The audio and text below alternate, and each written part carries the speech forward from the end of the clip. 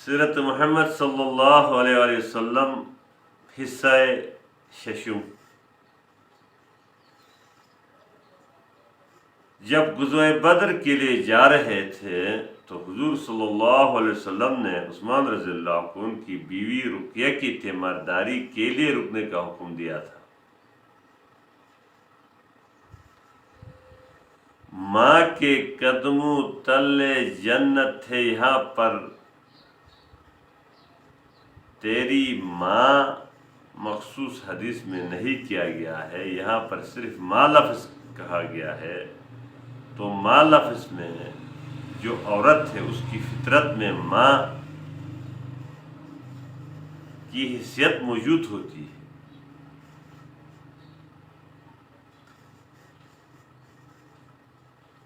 غزوہ بدر میں جب جا رہے تھے تو حضور صلی اللہ علیہ وسلم نے عثمان غنی رضی اللہ تعالیٰ عنہ کو ان کی بیوی رقیہ جو حضور صلی اللہ علیہ وسلم کی بیٹی تھی اس کی تیمارداری کے لیے رکنے کا حکم دیا تھا، جو کہ بدر کے بعد جب خوشخبری سنانے کے لیے بندے کو بھیجا گیا اور خود نبی پاک صلی اللہ علیہ وسلم جب مدینے میں داخل ہوئے تو اپنی بیٹی رقیہ کے بیماری کے بارے میں اور اس کے صحت کے بارے میں پوچھنے لگے تو اس کو دفن کر کے آئے ہیں کہا گیا۔ تو نبی پاک صلی اللہ علیہ وسلم ڈائریکٹ اس کے قبر مبارک پہ تشریف لے گئے، ان کے ساتھ فاطمہ رضی اللہ تعالیٰ عنہ بھی موجود تھی۔ نبی پاک صلی اللہ علیہ وسلم اپنے رومال سے فاطمہ کے آنسو پوچھتے تھے اور رومال تر ہو رہی تھی۔ بدر کی لشکر کا عالم عائشہ رضی اللہ تعالیٰ عنہ کی مبارک اوڑھنی سے باندھا گیا تھا۔ جب غزوہ بدر کے لیے جا رہے تھے تو سب سے پہلے اسلام کا جو جھنڈا ہے وہ عائشہ رضی اللہ کی اوڑھنی سے بنایا گیا تھا اور سفید اور کالے دار چادر تھی، اور علمبردار صفیہ رضی اللہ کا داماد مصعب بن عمیر رضی اللہ تھے۔ صفیہ نبی پاک صلی اللہ علیہ وسلم کی پھوپھی صفیہ ہے، اور ایک صفیہ بنت حی نبی صلی اللہ علیہ وسلم کی بیوی ہے جو خیبر کی فتح پر نبی کے نکاح میں آئے صلی اللہ علیہ وسلم، جو کہ مصعب بن عمیر رضی اللہ جو صفیہ کا داماد تھا رضی اللہ تعالیٰ عنہ کا، جو کہ احد میں شہید ہوئے، یہ حضور صلی اللہ علیہ وسلم کے ہم شکل تھے۔ مصعب بن عمیر رضی اللہ نبی پاک صلی اللہ علیہ وسلم کے ہم شکل تھے۔ مقداد بن عامر رضی اللہ تعالیٰ عنہ نے بدر جاتے ہوئے فرمایا تھا کہ ہم موسیٰ علیہ السلام کی قوم کی طرح یہ نہیں کہیں گے کہ تم اور تمہارا رب جا کے لڑے، اور سعد بن معاذ رضی اللہ عنہ عرض کیا کہ ہم لوگ جنگ میں صبر کرنے والے اور مقابلہ میں سچے ہیں۔ خباب بن منظر رضی اللہ تعالیٰ عنہ نے حضور صلی اللہ علیہ وسلم کو جنگی مسلات کے تحت جہاں حضور صلی اللہ علیہ وسلم نے کیمپ لگایا تھا وہاں سے دوسری جگہ لگانے کا آئیڈیا دیا تھا، جس کو حضور صلی اللہ علیہ وسلم نے مان کر عمل بھی کیا تھا، اور کفار کے چشمے پر قابض رہے۔ یہ خباب کے آئیڈیا پر کفار کے تمام چشموں پر قابض رہے، اور بعد میں اسی آئیڈیا کے عمل سے پورا پانی پر مسلمانوں کا قبضہ ہوا، اور پہلی بار میں حمزہ رضی اللہ تعالیٰ عنہ نے شیبہ سے، اور علی رضی اللہ تعالیٰ عنہ ولید سے، اور ابو عبیدہ رضی اللہ عنہ نے عتبہ بن ربیعہ سے مقابل ہوئے۔ حمزہ اور علی رضی اللہ عنہ نے شیبہ اور ولید قتل کیے، اور ابو عبیدہ نے عتبہ کو زخمی کیا، اور خود بھی زخمی ہوئے تھے۔ اٹھا کر علی رضی اللہ اور حمزہ رضی اللہ عنہ لشکر میں لے آئے۔ زبیر رضی اللہ تعالیٰ عنہ کے والد عوام خدیجہ رضی اللہ کے بھائی تھے، جو نبی پاک صلی اللہ علیہ وسلم کی پہلی بیوی خدیجہ الکبریٰ رضی اللہ تعالیٰ عنہ کے بھائی تھے، زبیر رضی اللہ۔ اور عوام کے نکاح میں حضور صلی اللہ علیہ وسلم کی پھوپھی صفیہ تھی۔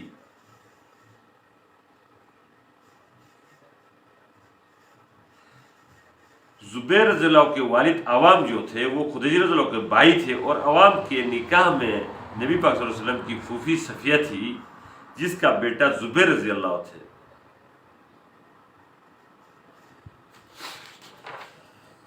بدر کے اختتام پر حضور صلی اللہ علیہ وسلم نے عبداللہ بن مسعود رضی اللہ کو کہا کہ ابو جہل کی موت کی خبر سنا سکو گے؟ تو عبداللہ بن مسعود رضی اللہ تعالیٰ عنہ لاشوں کو پرکھتے ہوئے ابو جہل تک پہنچا جو کہ ہوش میں تھا، پاؤں کٹے ہوئے تھے۔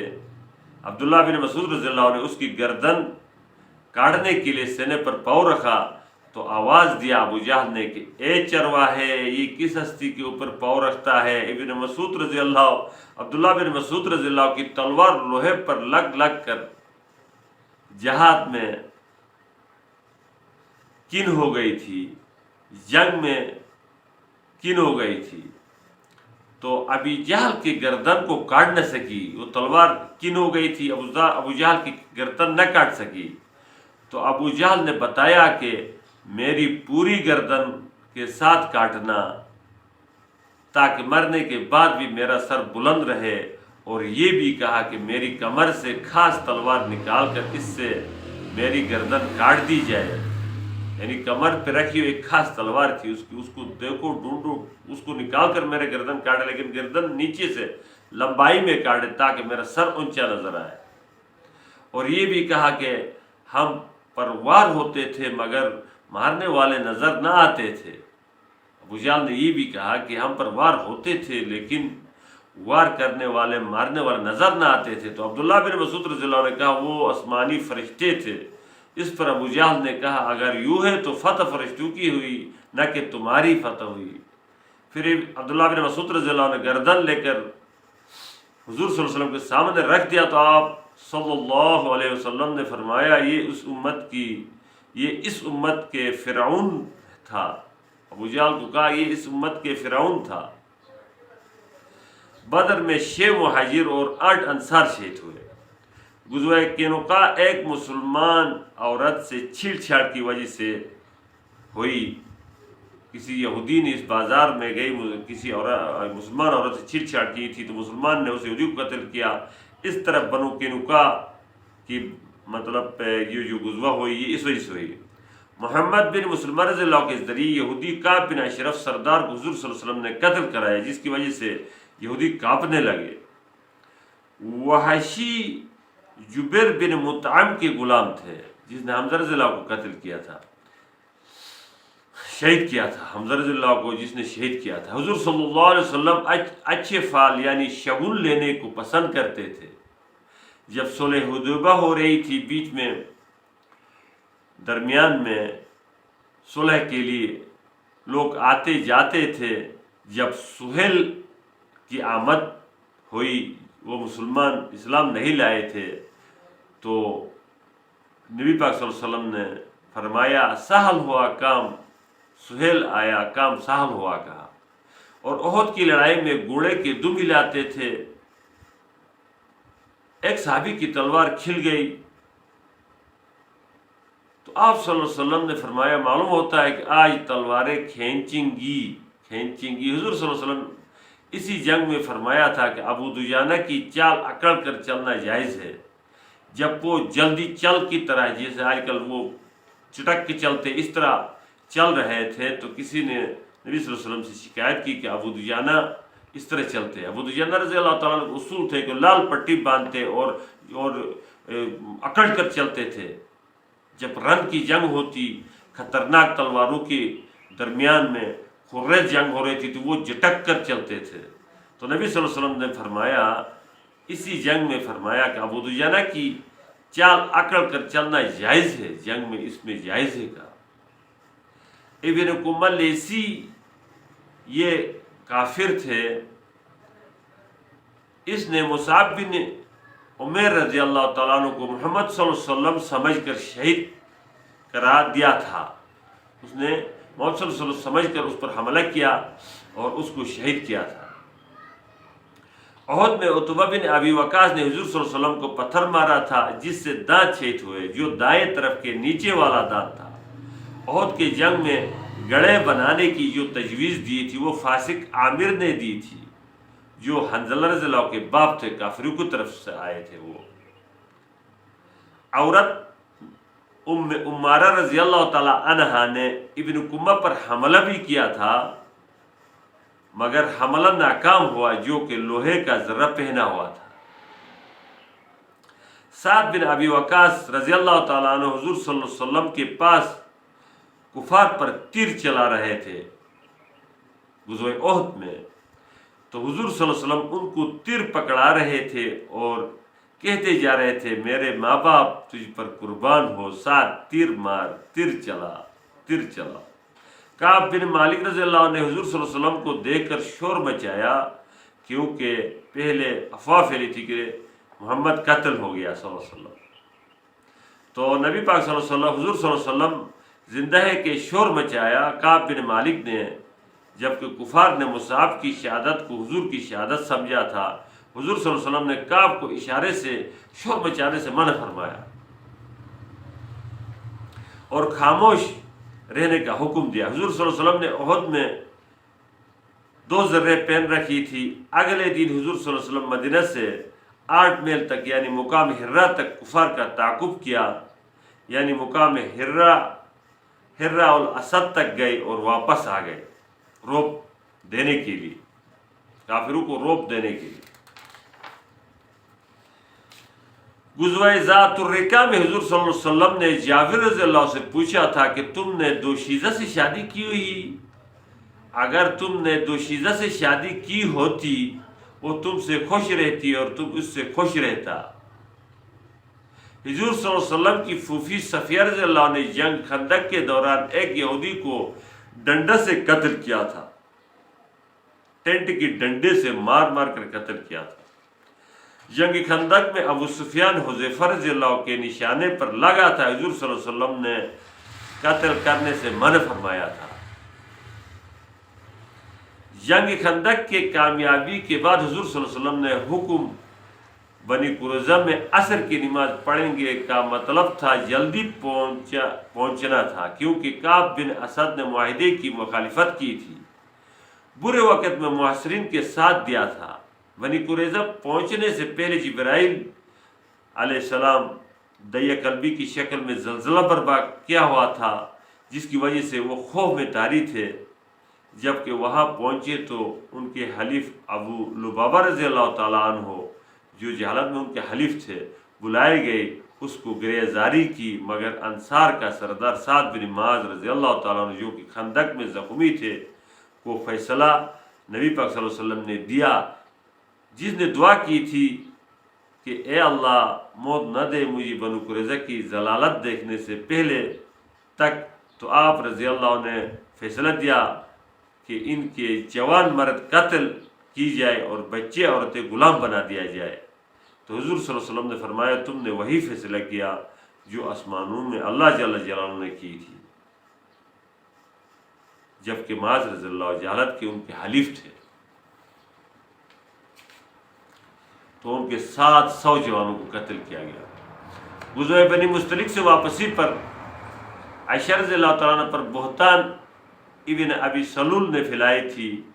جویریہ رضی اللہ تعالیٰ عنہ مستلق کے سردار حارث بن زرار کی بیٹی تھی، جو ثابت بن قیس کے حصے میں آئی تھی تقسیمات میں، باندیوں کی تقسیمات میں، جسے مکاتب بنایا تھا، یعنی کہ پیسے دے کر اپنے آپ کو آزاد کرنے کا اختیار دیا تھا، جس کی وجہ سے وہ حضور صلی اللہ علیہ وسلم کے حجرے کے دروازے کے اندر آتے ہوئے عائشہ رضی اللہ عنہ نے دیکھی تو ان کا آنا ان پر ناگوار گزرا، کیونکہ یہ نہایت خوبصورت تھی کہ حضور صلی اللہ علیہ وسلم ان کو دیکھیں گے۔ اس نے حضور صلی اللہ علیہ وسلم سے اپنا تعارف کرایا اور مکاتب کی رقم مانگی۔ حضور صلی اللہ علیہ وسلم فرمایا اس سے بہتر بات کی تمہیں ضرورت ہے اے جویریہ رضی اللہ تعالیٰ عنہ، میں مکاتب کی رقم ادا کرتا ہوں، اس کے بعد تم مجھ سے شادی کر لو۔ جویریہ رضی اللہ تعالیٰ عنہ نے کہا مجھے قبول ہے، مجھے قبول ہے۔ اس طرح نکاح ہے۔ اس کے بعد بیعت رضوان ہوا، عثمان رضی اللہ کو سفیر بنا کر مکہ بھیجا گیا تھا۔ ان کی قتل کی غلط اطلاع پر بیعت رضوان ہوا، جبکہ مکہ میں اسے طواف کرنے کے لیے اجازت بھی دی گئی تھی عثمان رضی اللہ کو، مگر آپ رضی اللہ عنہ حضور صلی اللہ علیہ وسلم سے پہلے خود طواف کرنے کا گوارہ نہیں کیا تھا۔ فتح مکہ پر عباس رضی اللہ تعالیٰ عنہ نے حضور صلی اللہ علیہ وسلم سے سفارش کی تھی کہ ابو سفیان کو کوئی ایسی عزت دے، نیا مسلمان ہوا ہے جس کے ذریعے اس کو فخر ظاہر کرنے کا موقع ملے۔ تو نبی پاک صلی اللہ علیہ وسلم نے فرمایا جو ابو سفیان کے گھر جائے ان کو بھی پناہ۔ قادسیہ کی جنگ فتح کے بعد کسرا میں تخت کی بجائے منبر نصب ہوا، وہاں سے منبر نصب ہوا۔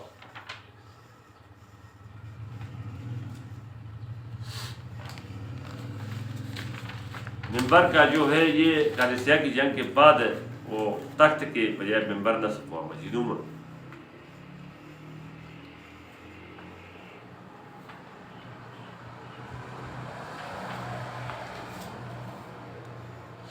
ایک مرتبہ حضور صلی اللہ علیہ وسلم نے علی رضی اللہ تعالیٰ عنہ کو جنگی 6 قیدی قتل کرنے دے دیا۔ جبرائیل علیہ السلام آئے اور کہا ایک قیدی کو نہ قتل کرے، اللہ جل جلالہ کا حکم ہے، کیونکہ وہ سخی اور کریم الاخلاق ہے۔ بحوالہ خاتم الانبیاء صفحہ نمبر 112 اس کا حوالہ ہے۔ دیشور بن المحارث 400 آدمی لے کر مدینے پر حملہ کرنے آئے تو حضور صلی اللہ علیہ وسلم مقابلے کے لیے گئے تو وہ بھاگ کر پہاڑوں میں پناہ لی۔ اس دن بارش ہو رہی تھی، حضور صلی اللہ علیہ وسلم کے کپڑے بھیگ گئے تھے، ان کو سکھانے جنگل میں کہیں چھپ کر لٹکایا اور درخت کے سائے میں بیٹھے۔ داشور نے دیکھا اور تلوار لی، حضور صلی اللہ علیہ وسلم سے کہا تجھے کون بچائے گا؟ تو حضور پاک صلی اللہ علیہ وسلم نے فرمایا اللہ۔ جس پر داشور کی تلوار گر گئی اور حضور صلی اللہ علیہ وسلم نے تلوار کو اٹھا کر پوچھا اب تجھے کون بچائے؟ تو اس نے حیران ہو کر منت سماجت کی اور بعد میں وہ مسلمان ہو کر بہت اچھے مبلغ بن گئے تھے۔ احد کے 13 والے جوانوں کے امیر عبداللہ بن جبیر رضی اللہ تھے، جس کی نہیں مانی گئی۔ احد میں ہارون علیہ السلام کی قبر بھی ہے، احد پہاڑ میں۔ جنگ خندق میں حضور صلی اللہ علیہ وسلم کی 4 نمازیں قضا ہو گئیں۔ حضرت نعیم بن مسعود رضی اللہ تعالیٰ عنہ اسی اسلام میں نیا مسلمان ہوا تھا۔ حکمت بصیرت سے حضور صلی اللہ علیہ وسلم کے حکم پر اپنے اسلام قبول کرنے کو چھپاؤ کہا، پھر چال چلے اور یہ جو بنو قریظہ اور جو کافر آئے تھے ان کے درمیان ان کو منتشر کرنے کے لیے، اور وہ منتشر ہو کر چلے گئے۔ اسی سال عائشہ رضی اللہ کی والدہ وفات ہوئی اور زینب بنت جحش بھی حضور صلی اللہ علیہ وسلم کے نکاح میں اسی سال میں آئے۔ حدیبیہ ایک کنویں کا نام ہے جو مکہ کے قریب واقع ہے، جس کی وجہ سے گاؤں کا نام بھی حدیبیہ سے مشہور ہے۔ آزمائش ہمیشہ بڑے لوگوں پر آ جاتا ہے، کامیابی کا تعلق اسباب سے نہیں ہے، سب سے مضبوط تعلق ہماری اللہ کے ذات کے ساتھ ہو۔ یہ بات مدینے میں محمد صلی اللہ علیہ وسلم کی یونیورسٹی میں سکھائی گئی تھی تو صحابہ میں احسار آ گیا، احسار کا جذبہ مجوزن ہوا، قومیت کا جذبہ ٹوٹ گیا اور ساری دنیا پر قابض ہو گئے، ساری دنیا پر صحابہ قابض ہو گئے۔ ہمارے لیے ایک ہی خبر ہے، وہ قرآن ہے، بس قرآن ہے۔ اللہ جل جلالہ نے ہمیں جتنی قوتیں عطا فرمائی ہے وہ محدود ہے، اگر محدود نہ ہوتی تو ہمیں جینا مشکل ہوتا۔ اگر یہ جو قوتیں عطا فرمائی ہے یہ اگر محدود نہ ہوتی تو ہمارا جینا مشکل ہوتا۔ صرف کان میں موبائل کی کیپیسٹی، سننے کی صلاحیت موبائل جتنی آ جاتی تو ہمارا جینا مشکل ہو جاتا، پوری دنیا کے تمام آواز ہمارے دماغ میں دھماکے کرتے۔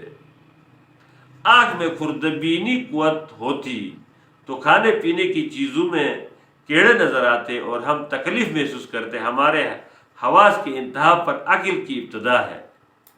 ہماری جو حواس ہے، حواس کی جو انتہا پر عقل کی ابتدا ہے، اور جہاں عقل کی انتہا ہے وہاں سے آگے وحی کا ابتدا ہوتا ہے۔ تمام چیزیں صرف عقل سے سمجھ میں نہیں آتی بلکہ وحی الہی کا سہارا لینا ہے۔ صحابہ رضی اللہ تعالیٰ عنہ شان شایان عروج پر اس لیے تھی کہ وہ وحی الہی پر آمنا و صدقنا کہتے تھے۔ سانپ کتنا ہی منکش ہو لیکن زہر اس میں چھپا ہوتا ہے۔ اس کی مثال دنیا کی ہے، یہ دنیا سانپ کی مثال ہے، اس کی محبت میں گناہوں کا زہر موجود ہے، دنیا کی محبت میں گناہوں کا زہر موجود ہے۔ حضور صلی اللہ علیہ وسلم کا پہلا سفر شام تجارتی قافلہ کے ساتھ تھا۔ آپ صلی اللہ علیہ وسلم کی عمر 12 سال تھی اس وقت، اور دوسرا سفر شام جاتے ہوئے آپ صلی اللہ علیہ وسلم کی عمر 25 سال کی تھی، اور آغاز نزول قرآن کے وقت عمر نبی پاک صلی اللہ علیہ وسلم کی 40 سال 6 ماہ 10 دن تھے، 40 سال 6 ماہ 10 دن تھے، اور آغاز تبلیغ کے وقت نبی پاک صلی اللہ علیہ وسلم کی عمر 43 سال 6 ماہ کی عمر تھی، 43 سال 6 ماہ کی عمر تھی۔ تبلیغ سفر طائف کے وقت آپ صلی اللہ علیہ وسلم کی عمر 49 سال تھی۔ دیا کلبی اور عمر بن عاص رضی اللہ تعالیٰ عنہ، حاتب بلتا رضی اللہ تعالیٰ عنہ وغیرہ حضور صلی اللہ علیہ وسلم کے سفیر ہوتے تھے۔ حضور صلی اللہ علیہ وسلم کے پہرےدار سعد بن معاذ رضی اللہ، سعد بن ابی وقاص رضی اللہ، اور محمد بن مسلمہ رضی اللہ تعالیٰ عنہ وغیرہ تھے۔ دنیا کی ہر چیز اپنا عمل و راستہ چھوڑے تو کمزور ہوتا ہے، اپنا عمل اور اپنا راستہ چھوڑ دے تو ہر چیز دنیا کا کمزور ہوتا ہے، جبکہ اس کے زوال آ جاتی ہے۔ سوائے انسان کو اللہ نے راستہ بھی دیا اور راستہ کی رہنمائی کرنے والے بھی دیا۔ یہی تبلیغ ایک ویرنگ ہے۔ یہ جو موجودہ تبلیغ نبی پاک صلی اللہ علیہ وسلم کی طریقے پر مبلغ ہونا، بلغ کرنا، دوسروں کو خیر پہنچانا، خیر کی ابلاغ کرنا، یہ جو ہے ایک ویرنگ ہے۔ جب رہنمائی مکمل ہوگی تو بٹن دبا کر صحیح راستے میں لانے کے لیے قتال فی سبیل اللہ کا اعلان ہوگا۔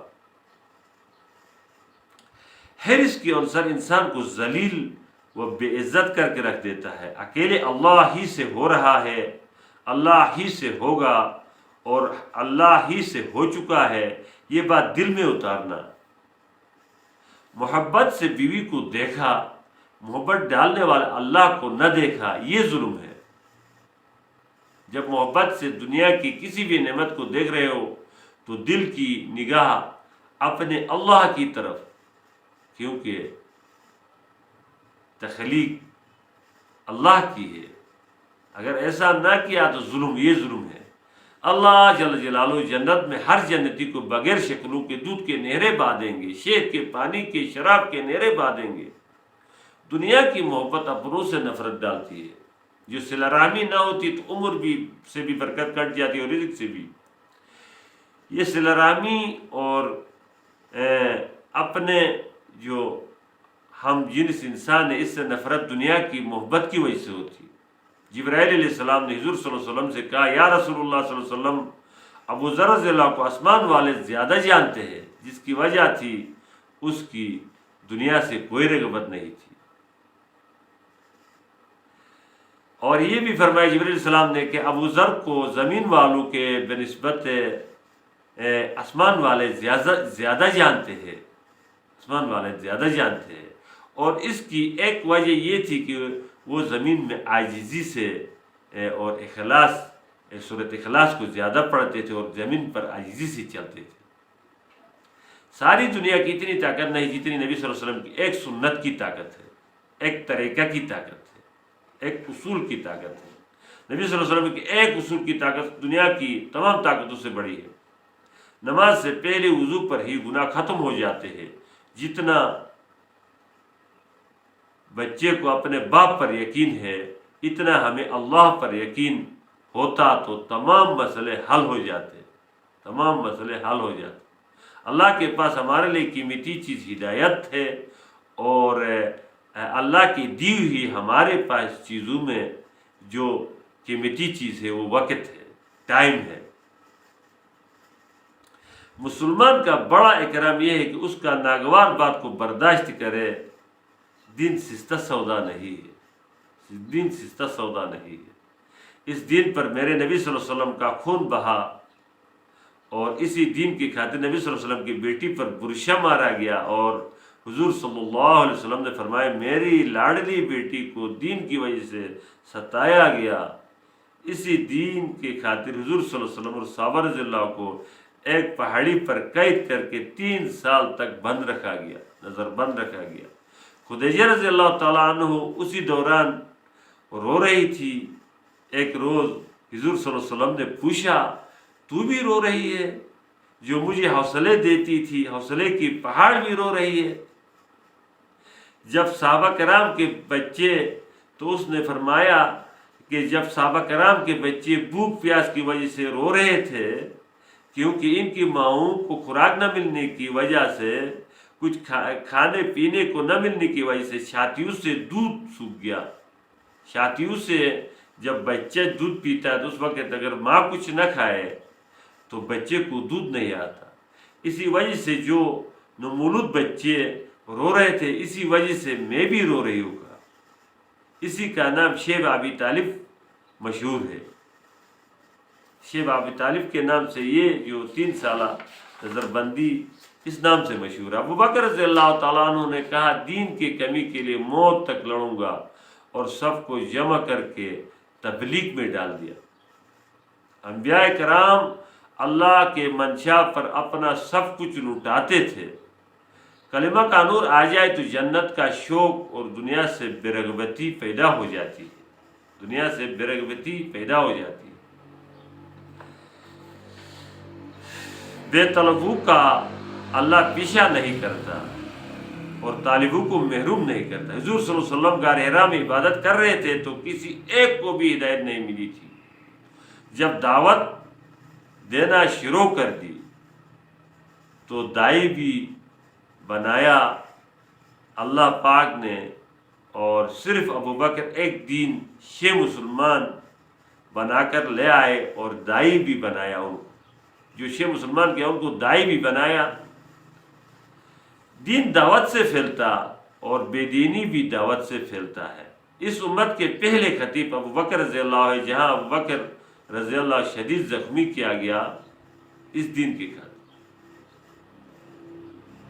حضور صلی اللہ علیہ وسلم نے اپنے دور میں اپنی زندگی میں 150 جماعتیں نکالی، ہر جماعت کا ایک امیر بناتے اور ہدایات دیتے اور واپسی پر کارگزاری سنتے تھے۔ اللہ جل جلالہ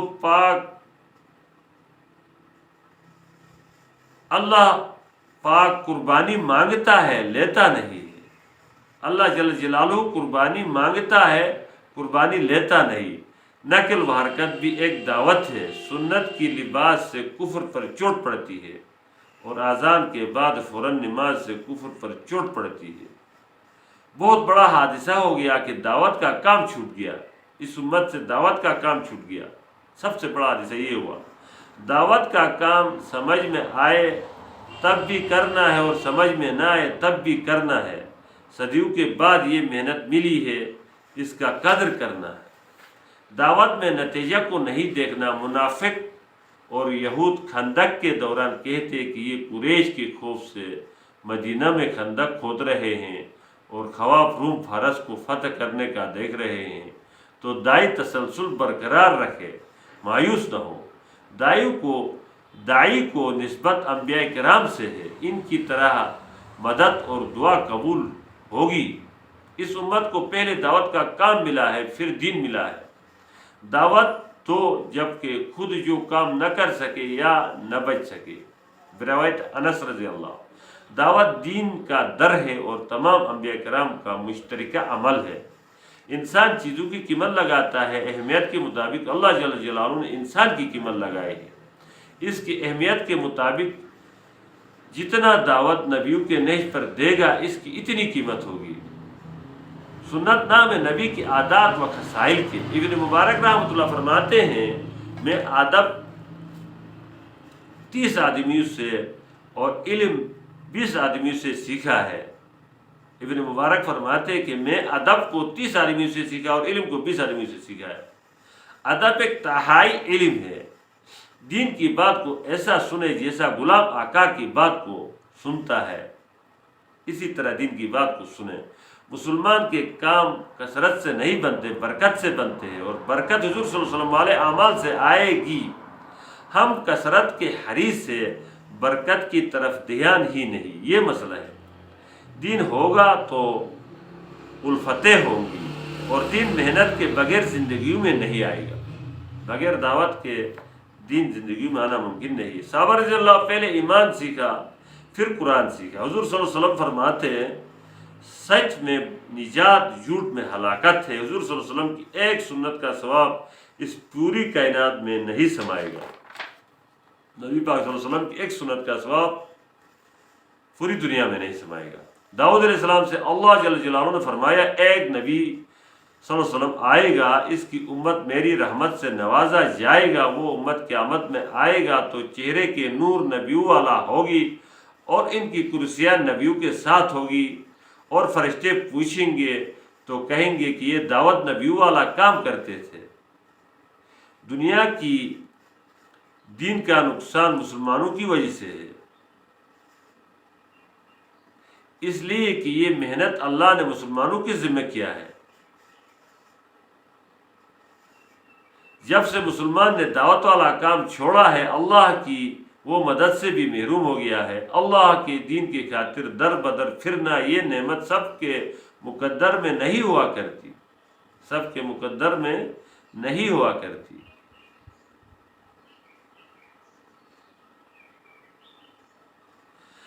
اللہ جل جلالہ قریب ہے، سنتے ہیں، طاقتور ہے، پالتے ہیں، اور تمنا کو پوری کرنے والے ہیں۔ پھر انسان کو کسی چیز کی ڈر، خوف اور امید کسی سے کرنا کیوں؟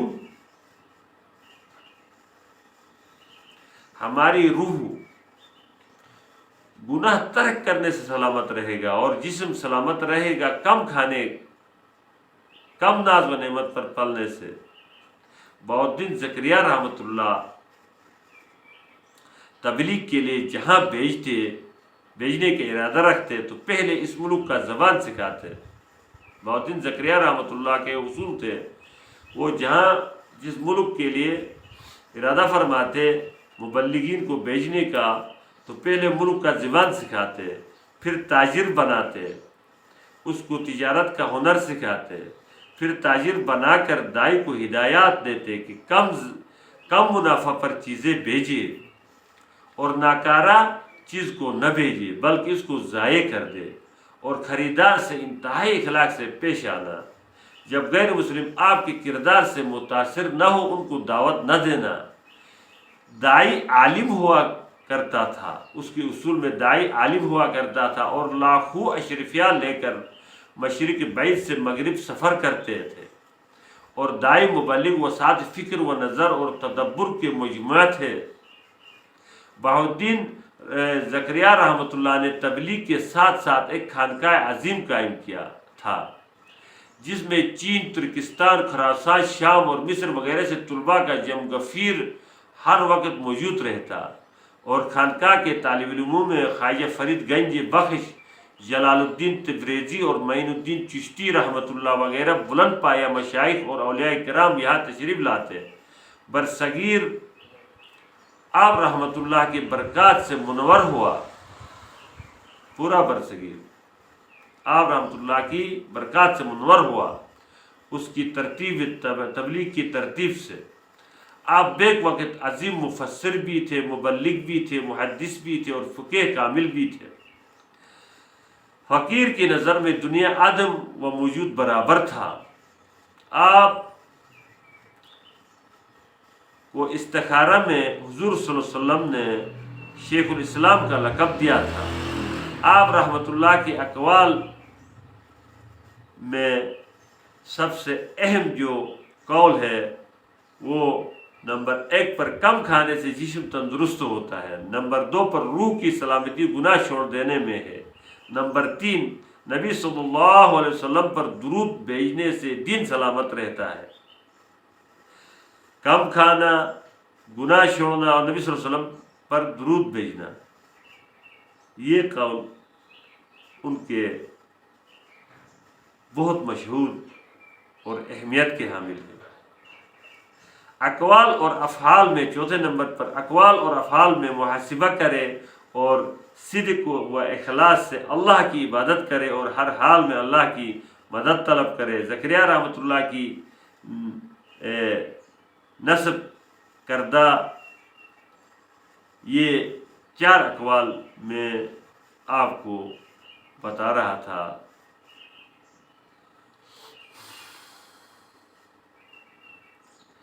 اس کی نسل اور پشت جا کر قصی قریش سے ملتی، آپ ابو بکر رضی اللہ کے نسل سے تھے۔ زکریا رحمۃ اللہ ابو بکر رضی اللہ کے نسل سے تھے۔ عمل یقینی سبب پہ آگے ہے اور ابراہیم ڈٹ رہے ہیں۔ ڈٹے رہنا بڑا مشکل ہے۔ ابراہیم علیہ السلام نے تو فرشتوں کو بھی ڈانٹا کہ نہیں چاہے تمہاری مدد۔ پھر اولو العزم پیغمبر ہوئے جن کا قرآن میں ذکر ہے۔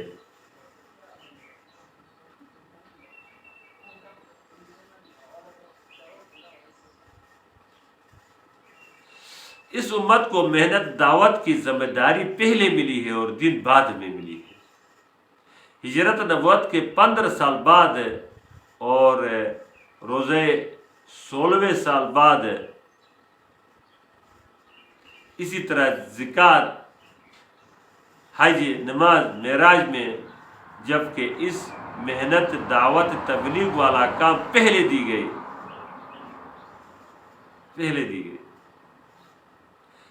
ہجرت کے 15 سال بعد روزہ کا حکم آیا اور 16ویں سال میں زکوٰۃ، حج، نماز، معراج کا حکم آیا، جبکہ اس سے محنت دعوت تبلیغ والا کام پہلے دی گئی اور دیگر انبیاء کرام والی امتوں والی دینداری بعد میں دی گئی۔